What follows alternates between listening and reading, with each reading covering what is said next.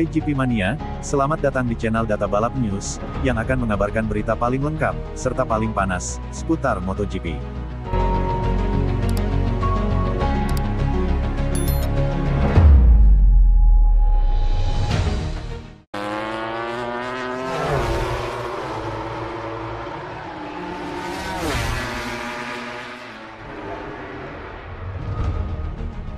Yamaha peringatkan Jack Miller harus mengubah gaya berkendaranya untuk Mo1.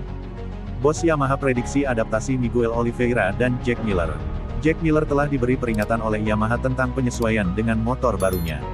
Miller kehilangan kursi KTM-nya tahun lalu dan hampir kehilangan kesempatan masuk jajaran pembalap MotoGP 2025.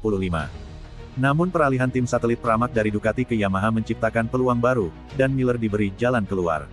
Namun, ia menghadapi kurva pembelajaran yang lebih curam daripada rekan setim barunya Miguel Oliveira, menurut bos Yamaha Mayo Meregali.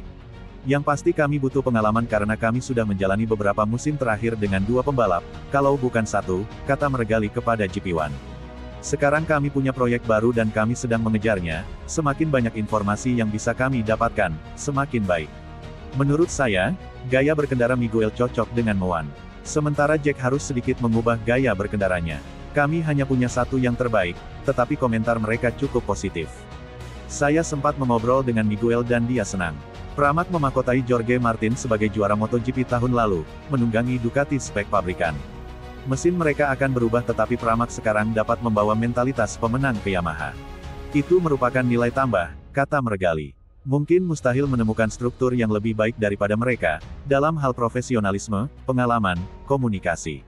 Kami memulai hubungan ini dengan mereka dengan penuh semangat dan saya senang bekerja dengan mereka. Ada antusiasme.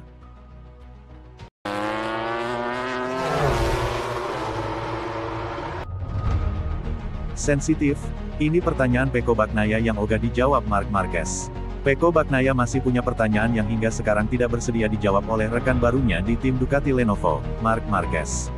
Pertanyaan tersebut sudah diajukannya sejak MotoGP 2024 lalu, saat Marc Marquez baru menjalani musim pertama di atas motor Ducati Desmosedici GP bersama Gresini Racing. Maksudnya adalah pertanyaan sensitif soal rahasia kekuatan Marquez, yang tentu wajar jika tidak mau dijawab oleh juara dunia 8 kali tersebut. Khususnya kemampuan menikung ke kiri, yang sangat sulit dipelajari Bagnaia dengan hanya membaca data telemetri motor saja. Bagnaia sendiri memang dikenal sebagai pembalap yang sangat detail dan memiliki kemampuan matematika yang bagus khususnya dalam membaca data. Ia mengaku sudah sejak lama mengamati data Marquez, yang banyak memberikan manfaat untuk membuatnya kencang di lintasan. Aku melihat data dari semua pembalap kompetitif Ducati, karena di sana ada beberapa solusi lebih efektif dibandingkan milikku sendiri, kata Bagnaia, melansir motosan.es. Contohnya musim lalu di Jerez aku belajar banyak dari Marc tentang caranya masuk tikungan. Sejak saat itu aku bisa meneliti dirinya dan sangat berguna, jelasnya.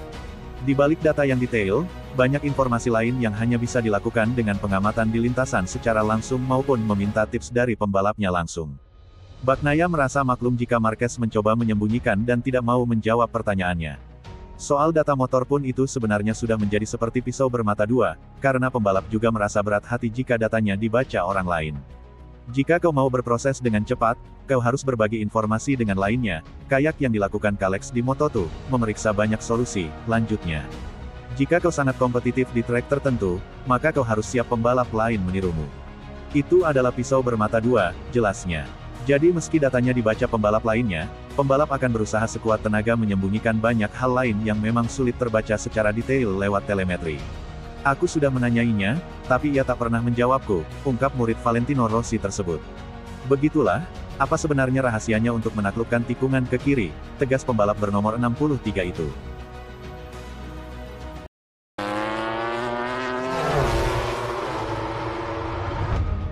Reaksi Valentino Rossi soal corak baru kuda besi timnya untuk MotoGP 2025.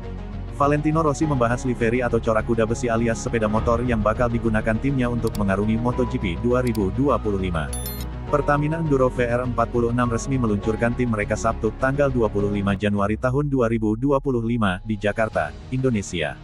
Tidak ada gubahan yang terlalu mencolok pada bodi Desmosedici dari tim besutan The Doctor.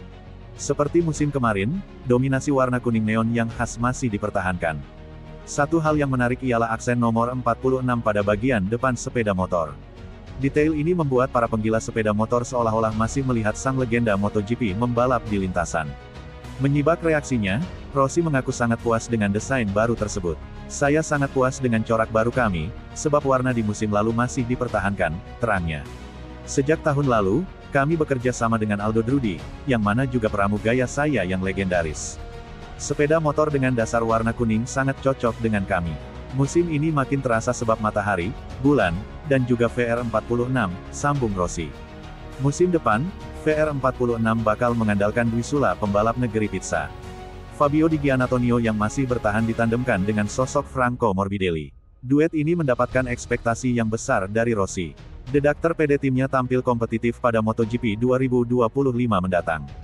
Kami senang bisa mengandalkan dua pembalap Italia, ungkapnya. Di samping itu, salah satunya merupakan pembalap dari akademi kami. Saya pikir, kami bisa sangat kompetitif.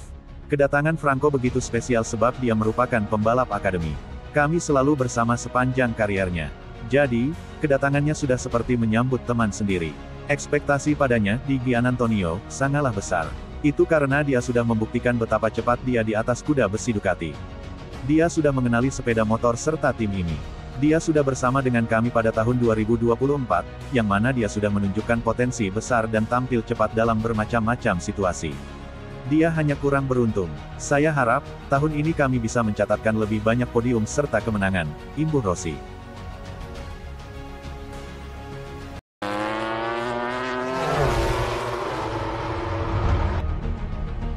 Bezzecchi akan menjadikan Martin sebagai referensi. Saya akan mencoba meniru semua yang dia lakukan lebih baik dari saya. Saya kesulitan saat pertama kali menginjak gas, motor tidak mau berbelok, saya kehilangan kecepatan dan sering melebar, jelas Bezzecchi musim lalu, di VR46. Semua pembalap GP23 Ducati mengeluhkan masalah yang sama. Ada beberapa lintasan yang bisa saya sesuaikan sedikit, dan di beberapa lintasan saya lebih kesulitan. Beruntung bagi Bez, Aprilia melihat musim lalu sebagai sebuah hambatan dan merekrut pembalap berusia 26 tahun itu untuk bergabung dengan juara dunia baru Jorge Martin di tim pabrikannya. Debut Bezzecchi di Race GP pada tes Barcelona November lalu berakhir di posisi ke-13, tetapi hanya 1/10 detik lebih lambat dari Martin.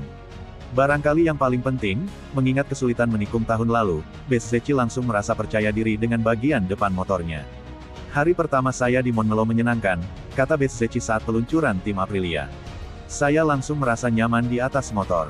Perbedaan terbesarnya adalah bagian depan yang sangat stabil.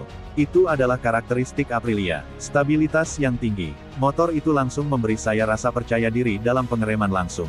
Ini sangat berbeda dengan Ducati, posisinya berbeda, jadi saat Anda mengerem, motor bereaksi dengan cara berbeda. Lalu tentu saja, cara mengendarai Aprilia benar-benar berbeda, jadi saya perlu beradaptasi putaran demi putaran lebih banyak lagi. Namun, perbedaan terbesarnya adalah ini.